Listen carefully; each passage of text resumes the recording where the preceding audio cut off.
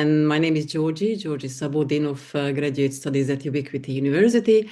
And this is my second presentation of Magda Szabo's book, The Door. I'd like to maybe wait a couple of minutes or maybe just one more to start off. If you missed the first presentation, then you can find it on our YouTube channel. And otherwise, hope you're going to enjoy this presentation too.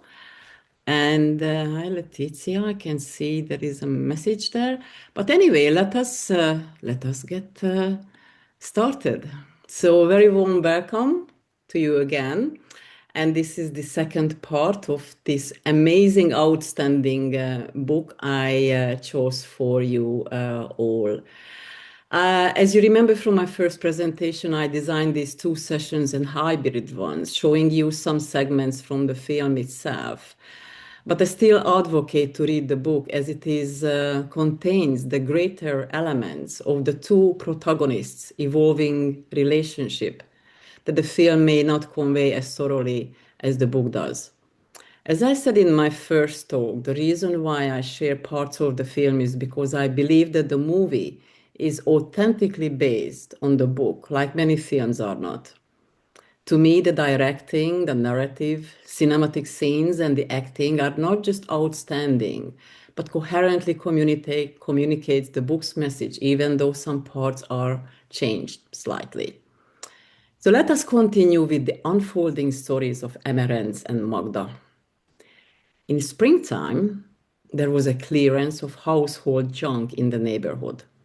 Emerence collected many valuable things from the street, things of interest or for some unusual purpose to give to Magda and her husband.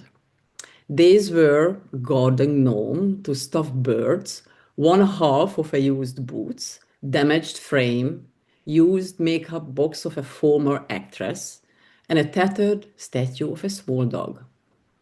The couple liked none of these items at all, and the husband was very upset about having his home overflown by these unwanted items. Magda voiced the following. Oh, I did not know what to do. I tried in vain to explain to him that the old woman expressed herself through means determined by her own interests. Everything that was motivated by love. This was a peculiar way of demonstrating her feelings. She said that she will sort it out with Emerence. She kindly asked her not to continue to give them things they consider as kitsch. Emerence is clearly hurt by this rejection, gets so upset that he decides not to continue with her housekeeping works at the couple's home. Magda and her husband cannot find any replacement and decides to make peace with Emerence. So let's hear from the book itself. Emerence had vanished from our lives, but she paralyzed everything around us. She was like a character in an epic poem who dissolves into thin air. We never ran into her. She knew the pattern of our lives and obviously took care that whenever we were out or might go out, she stayed out of sight as much as she could.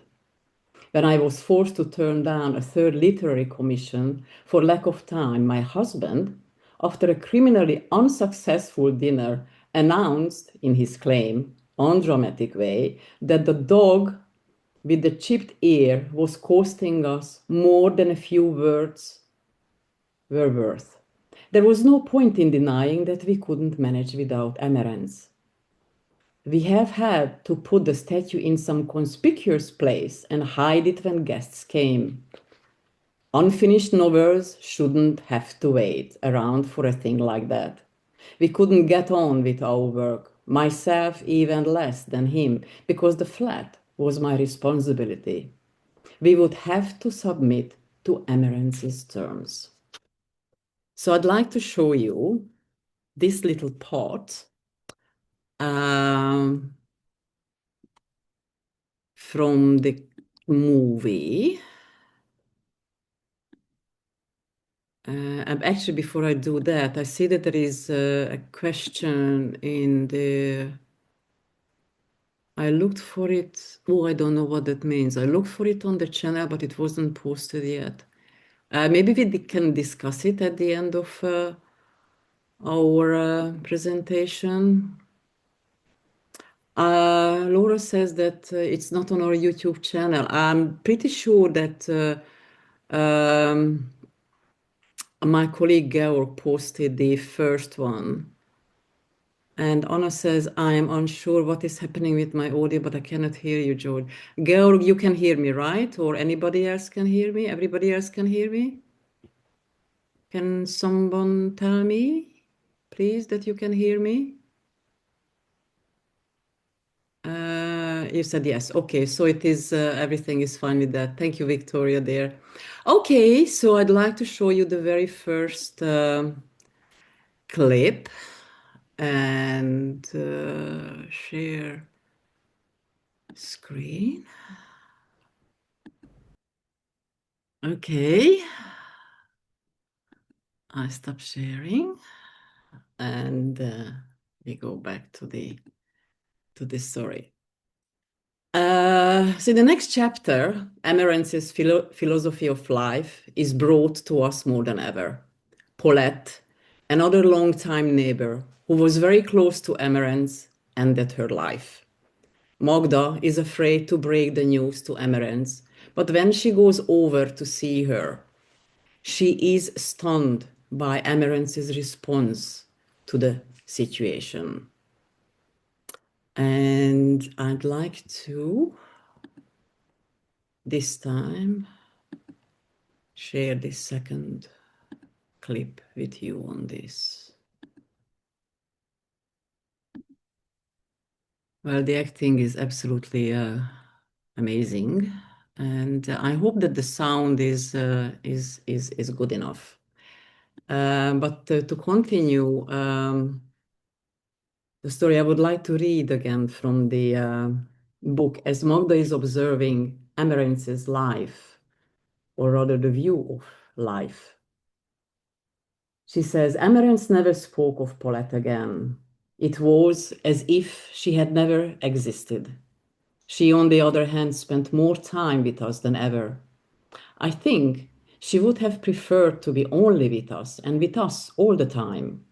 The bond between us, produced by forces almost impossible to define, was in every way like love, though it required endless concessions for us to accept each other. In her eyes, any work that didn't involve bodily strength and use of the hands was loafing, little better than conjuring tricks. Books formed the basis of my word. My unit of measure was the printed word, but I didn't think of it as the one salvation, as she considered her standard to be, without consciously arriving at the concept herself or being aware of and using the phrase anti-intellectual. She was the thing itself, an anti-intellectual. Her feelings allowed her to admit a few exceptions, but her idea of a professional person was of a ruling class of gentlemen in suits. As far as she was concerned, anyone who didn't finish a job with his own hands, but had someone else do it instead, qualified for the term. The countless places she had worked in had taught her fine manners, but had done nothing for her mental outlook. In her eyes, men who didn't handle tools, however important their function, were all parasites, and their women, whatever fine phrases they might embroider their speech with, just empty mouth needing to be fed. She wasn't interested in the proletarian masses, and above all, she hated the idle, lying gentry. Priests were liars, doctors ignorant, and money grabbing. Lawyers didn't care who they represented, victim or criminal. Engineers calculated in advance how to keep back a pile of bricks for their own houses, and the huge plants, factories, and institutes of learning were all filled with crooks. In Emerence's word, there were two kinds of people, those who swept and those who didn't. And everything flowed from that. It made no difference under which slogans or flags they stayed national holidays. Just one more thing on this, please. I was wondering why she still stuck with me when I was so very different from her. I had no idea what she liked about me. I said earlier that I was still rather young and I hadn't thought it through. How irrational, how unpredictable is the attraction between people, how fatal its current. And yet, I was well versed in Greek literature, which portrayed nothing but the passion, death and love and friendship, their hands joined together round a glittering axe. Magda was born not far from the little village Szabador, where Emerence was born in. One day, Magda received an invitation from that particular village to visit for a lecture and book signing, and wanted to take Emerence with her, but she couldn't go. After the official event concluded, Magda asked around in the village if anyone knew Emerence or her family, and eventually she was directed to a cousin who revealed some intriguing parts of Emerence's past and showed her family photos, one of which depicted a young Emerence with a little child. When Magda arrived back to Budapest, she goes to see Emerence to discuss her experiences in a village, and we discover why the dog is called Viola. So let's see part of it from the film itself.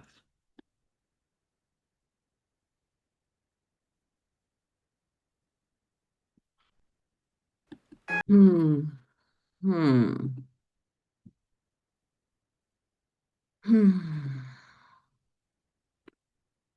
And then, now we go back to the book. The door opens.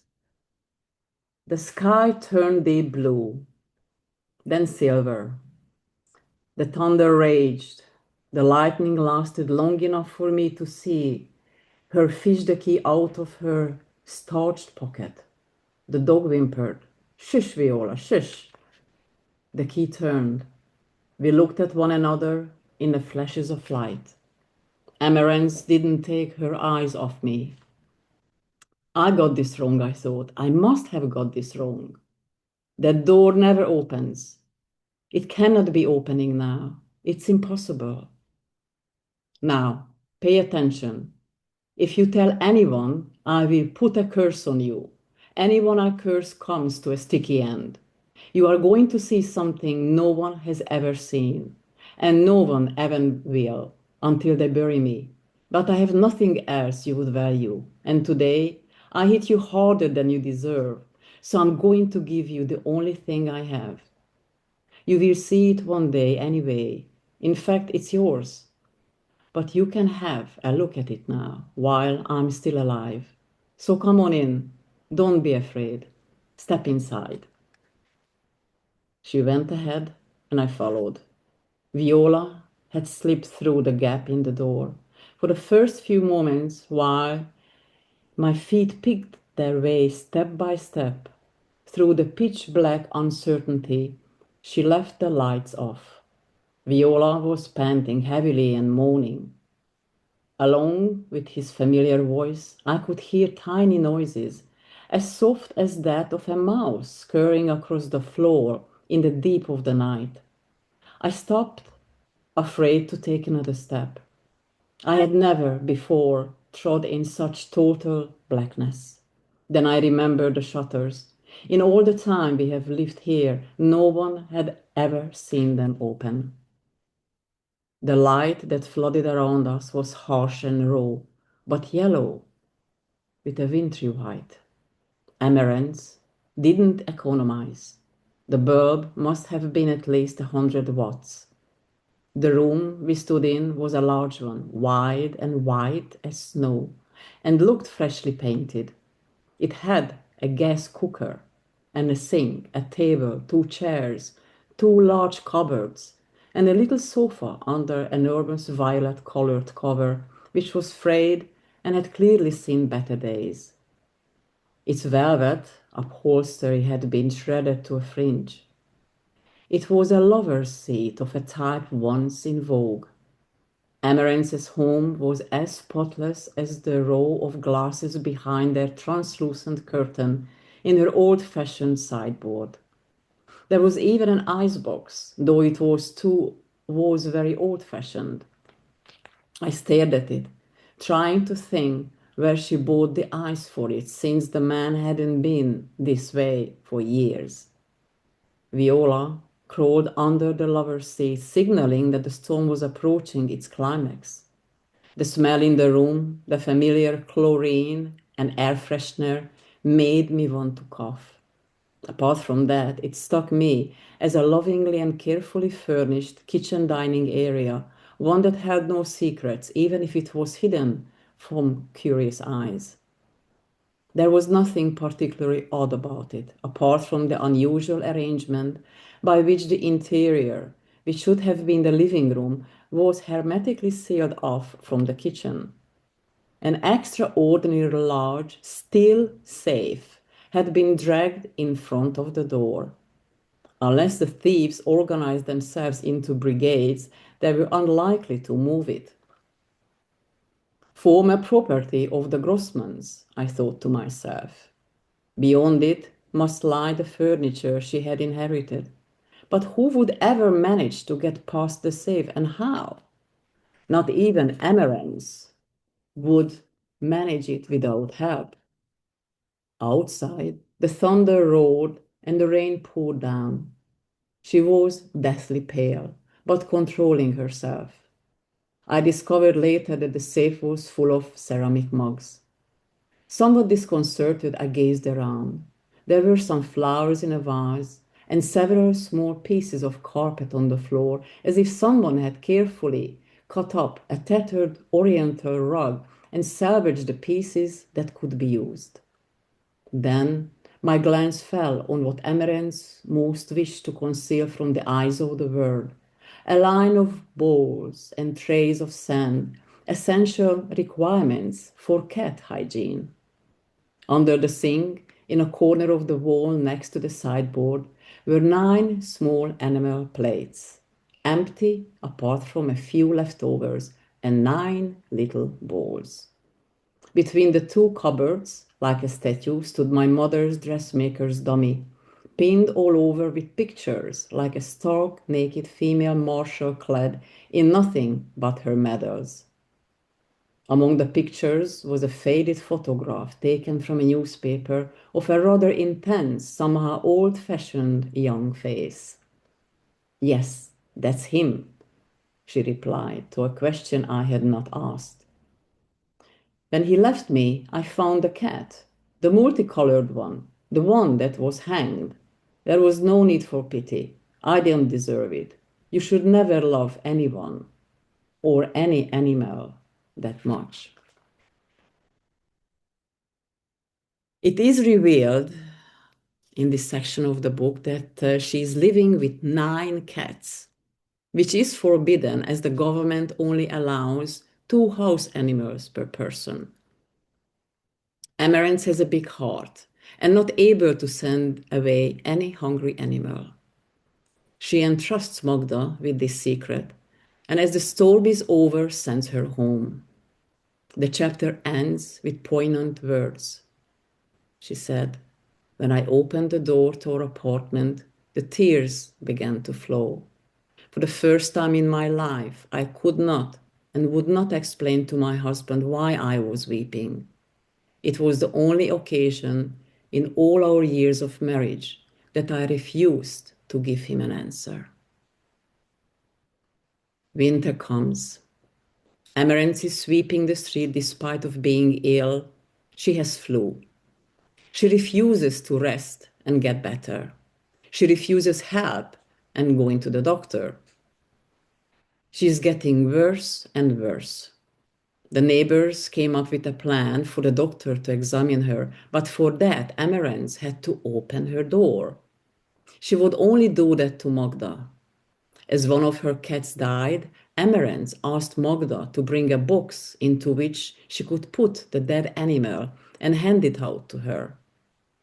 The group thought that would be an opportunity for the doctor to see her. Unfortunately, the plan did not work out. Emerence managed to pull her hand back swiftly and shut the door.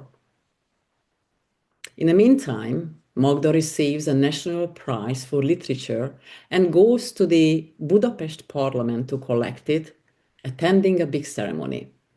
By the time she gets home, straight away she goes to Emerence's, where she finds the little house, windows wide open, the door taken off.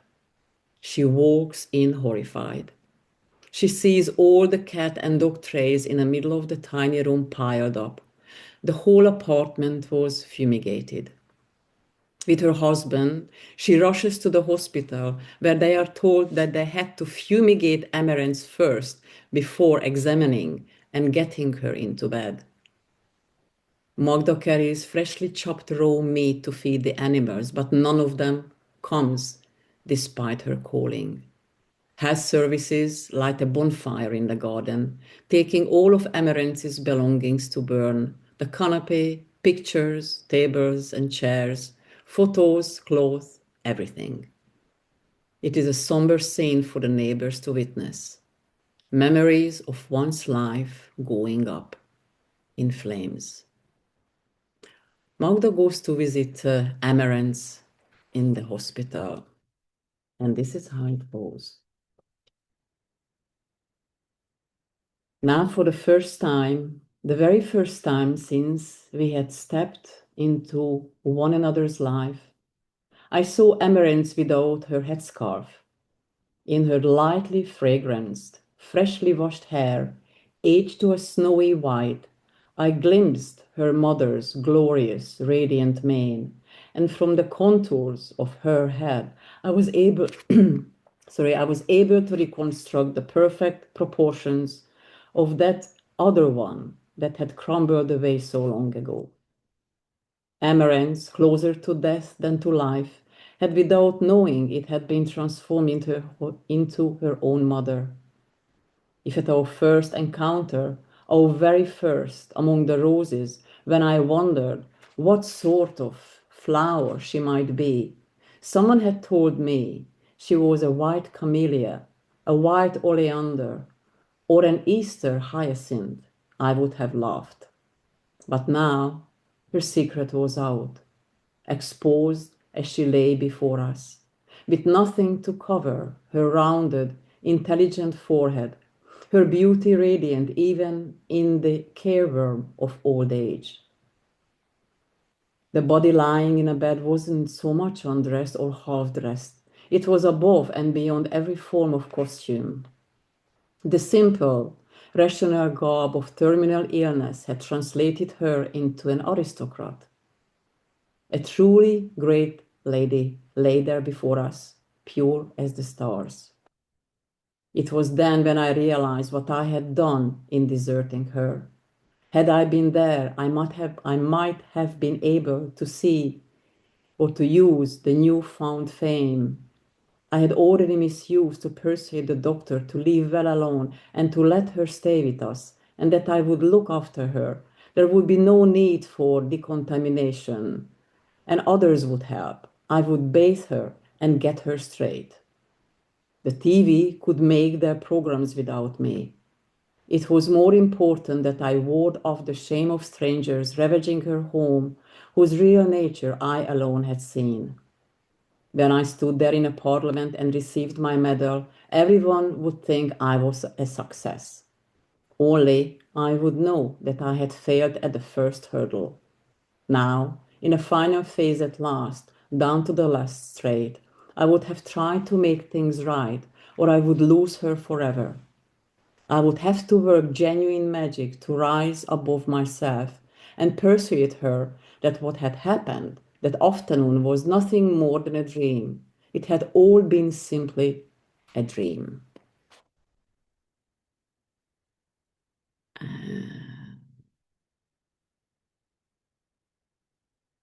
Here is from the film.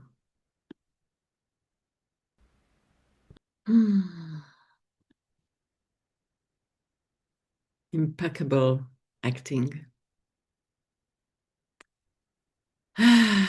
And the next day, the vibe is different. Emerence is getting better, and the doctors are urging Magda to tell Emerence the truth now and not when she's out of hospital, as it would be disastrous for the old woman to find out that her house is empty, her beloved animals are gone, and nothing left of her life. Yes.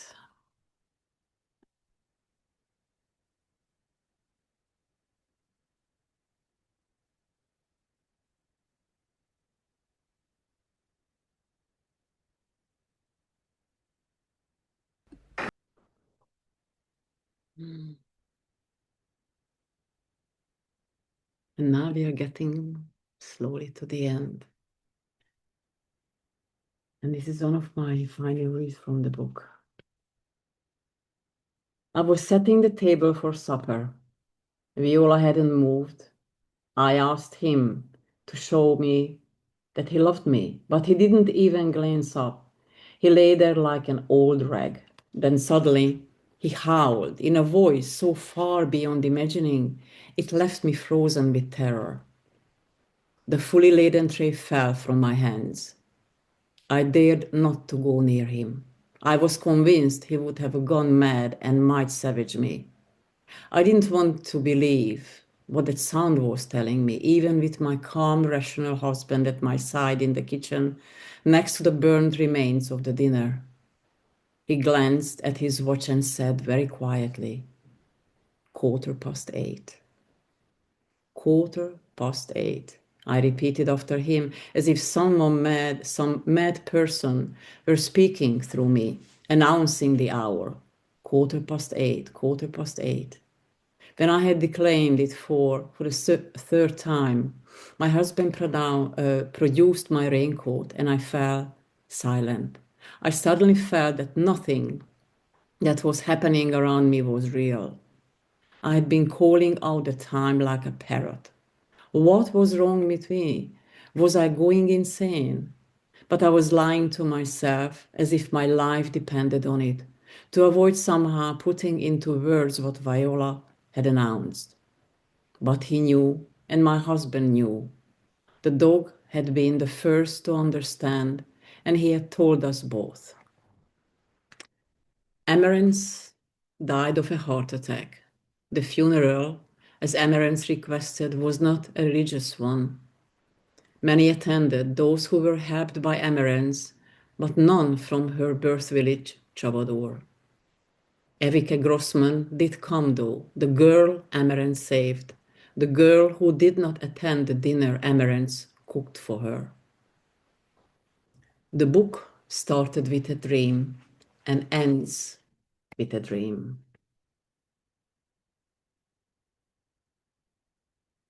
My dreams are always the same, down to the finest detail. A vision that returns again and again. In this never-changing dream, I'm standing in our entrance hall at the foot of the stairs, facing the steel frame and reinforced shatterproof window of the outer door, and I'm struggling to turn the clock. Outside in the street is an ambulance. Through the glass, I can make out the shimmering silhouettes of the paramedics, distorted to unnatural size, their swollen faces haloed like moons. The key turns. My efforts are in vain. Summing up or concluding remarks on the door by Magda Szabo. Relationships are the great creative work of our lives. They are, like every creative endeavor, a process demanding both systematic intentionality and surrender.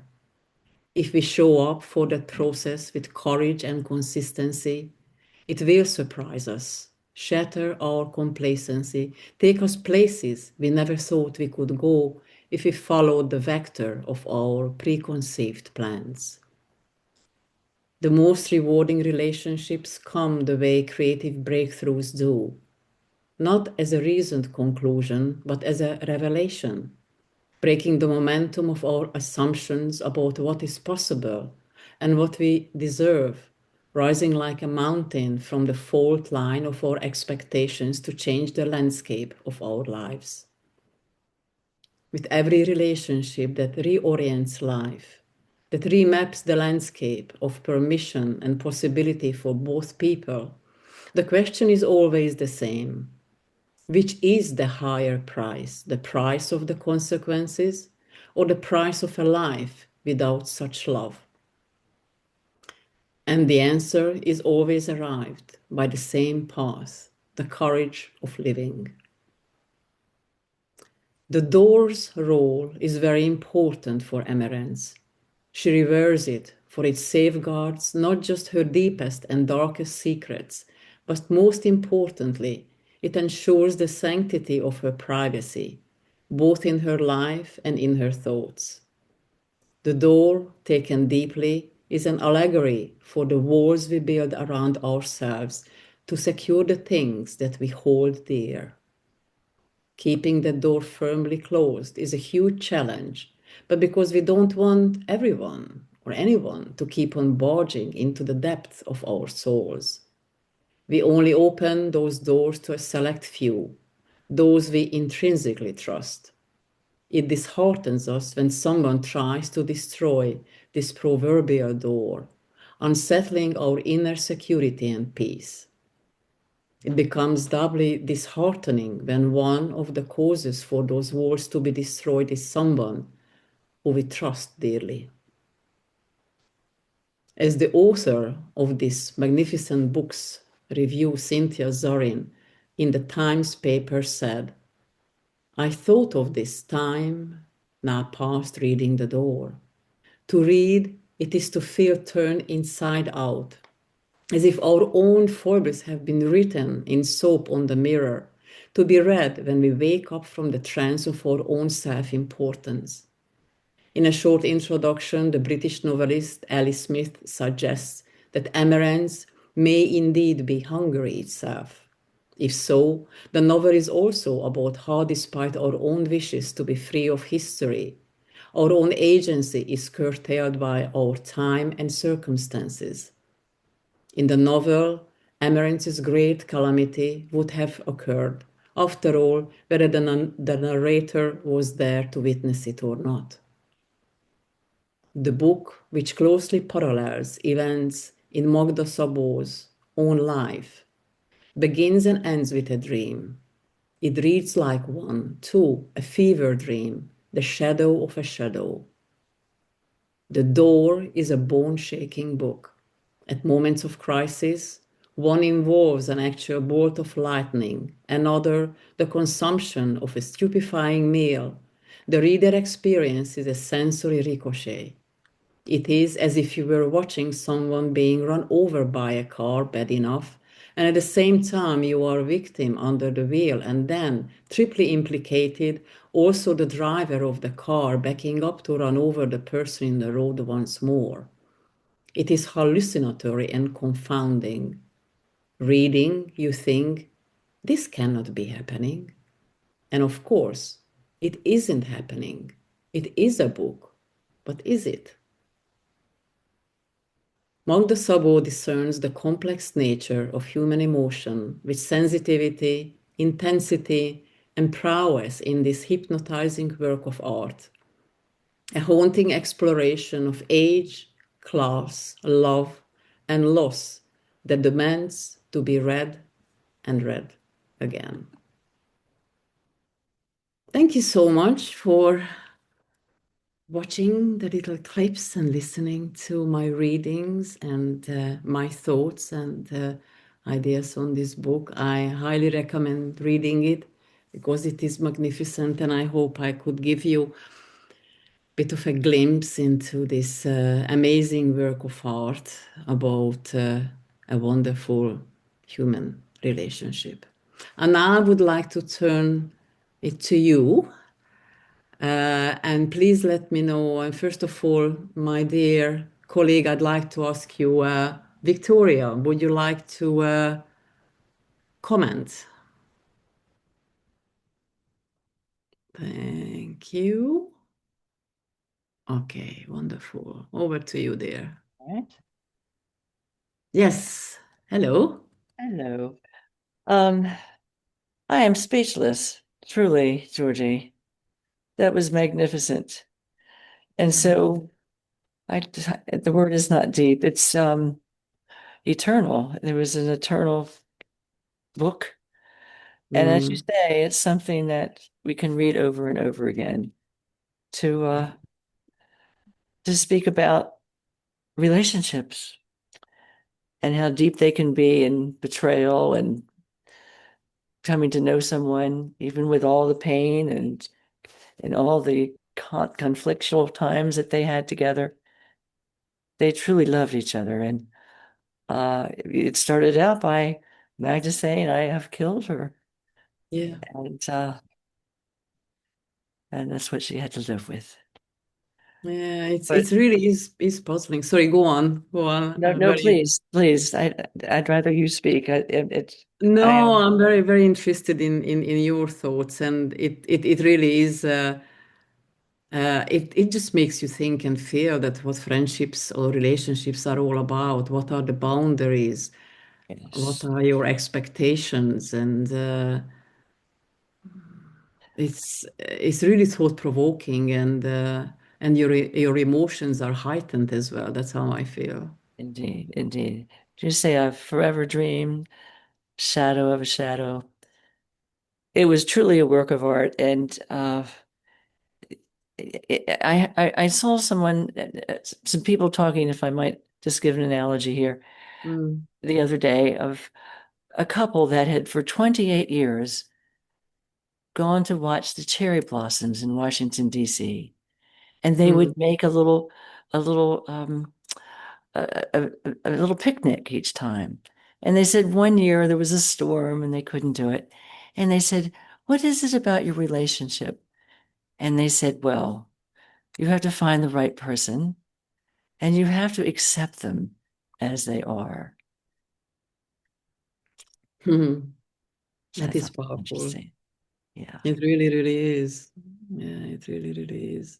And this is the book. I read it, I don't know how many times, that every single time it opens up something different within me. Mhm. Like it goes so deep and it touches different layers within my soul and heart that her writing, and actually the English translation is magnificent. And as I Mhm. said so often this time and the last time as well, that I wanted to share some parts of the film with you because the acting is magnificent. Yes, It indeed. gives you a different dimension, right? Indeed.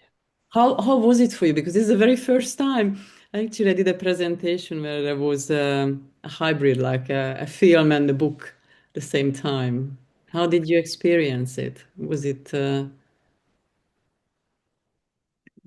Your presentation? What do you mean, dear? Yes, that's what I'm asking. This is the Oh, first yes. presentation. Oh, yes, yes. And your have you your words at the end is summed up the depth of this whole magnificent work of Mm, art that we experienced. mm, And it's surrender. You talked about surrender and beyond your complacency. And I think that is the point, and how close we become to people. Sometimes people are surprised at relationships, and sometimes they don't understand. But um, I think that aspect of they, as we had said, accepting the complexities, mm. and that was an example that we shall always remember, I think. Yeah. And I thank you. Thank you so much for giving me this No, book to read and to thank sharing the wonderful movie. I look forward to seeing the movie at some point from mm. 2012. Beautiful. Yeah, Helen Mirren is just outstanding. It's Yes, she is incredible. indeed. Dame, In- Dame Helen. Yes, indeed. yeah, incredible. Thank you, dear Victoria. I really, really appreciate Thank you you so joining. much. Okay. Thank you, dear. I can see that Barbara would like to comment. So there you go. Barbara, I think you need to unmute yourself. Okay. I unmuted, and this book was really earth shattering for me. I missed the first class and I couldn't listen to it. Wasn't on YouTube.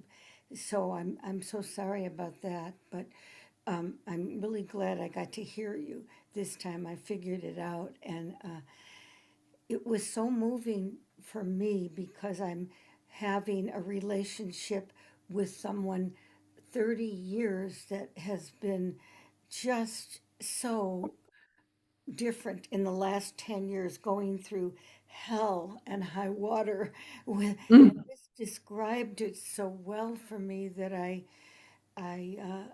I really saw that, people can be so different and still love each other. So that was really good for me to watch it and read this on a personal level.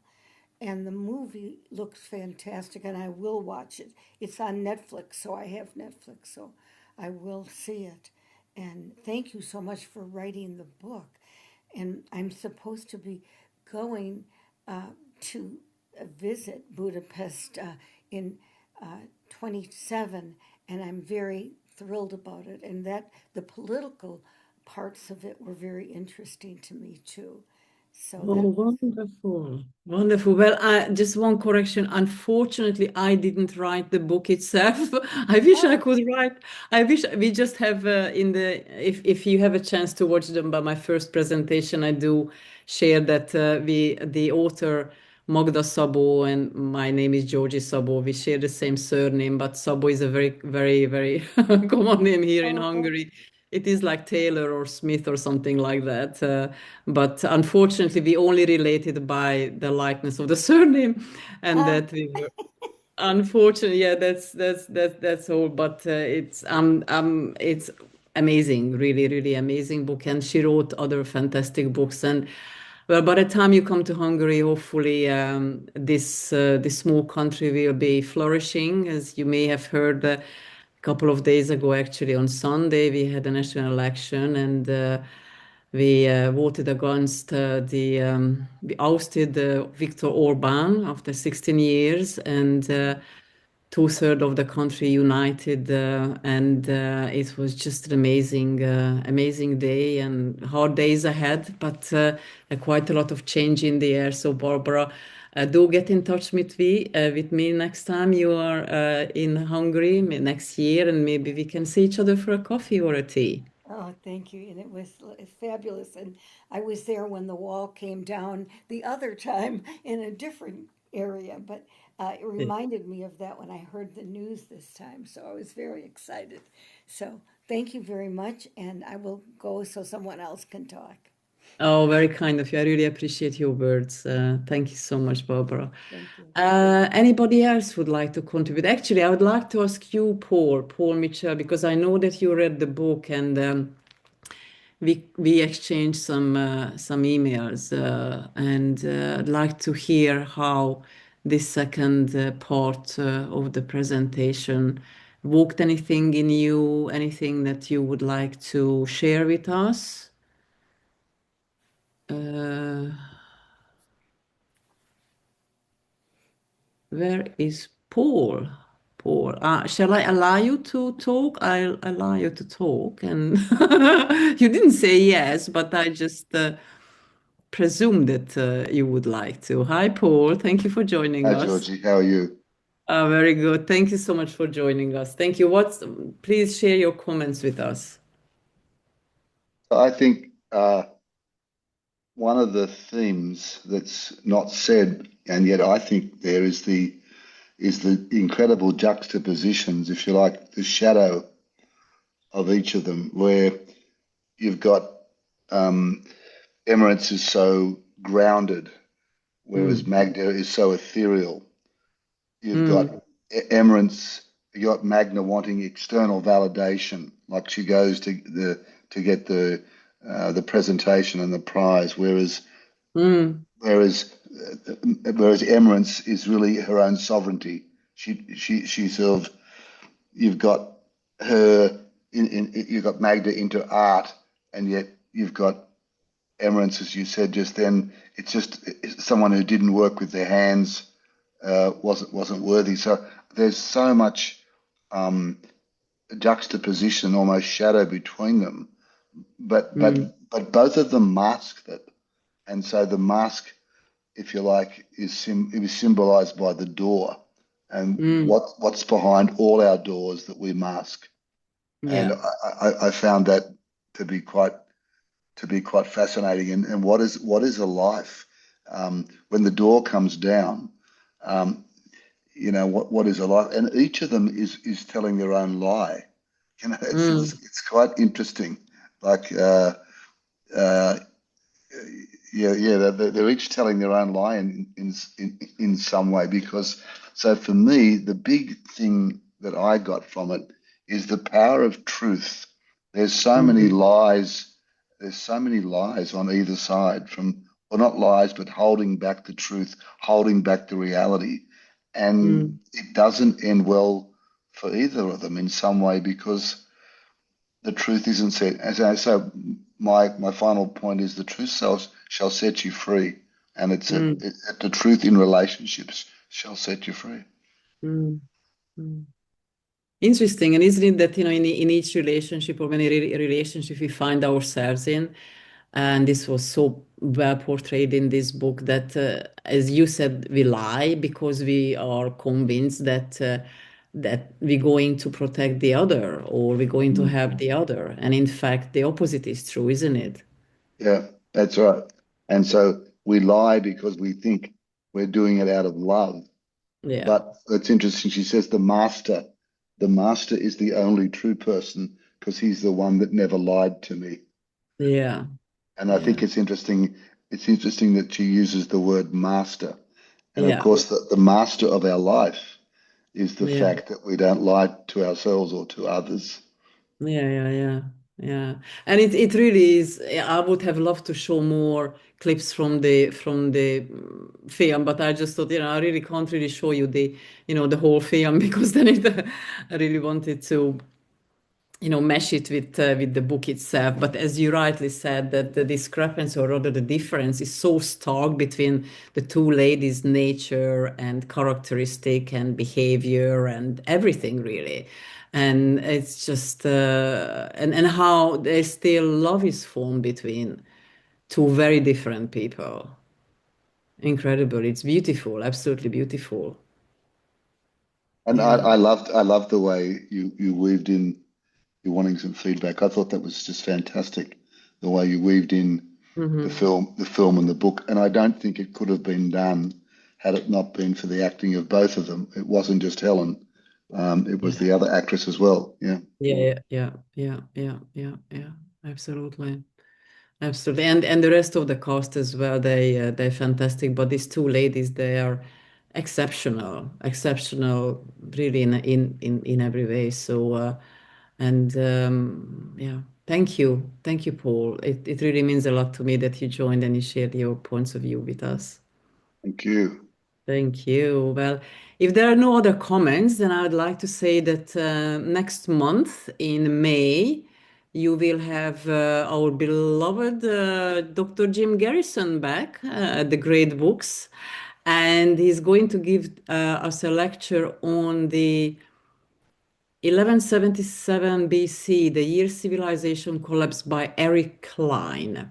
I must say that I have not read this book and I look forward to it. So please join us in May and in June for this particular book. But if you can't, that our dear Georg will post the recording on our YouTube channel. And I would like to thank you again from the bottom of my heart for joining on this journey with me for The Door by Magda Szabo. Stay well and safe, and my warmest wishes to you all.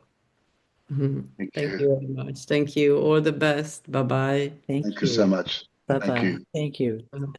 Bye.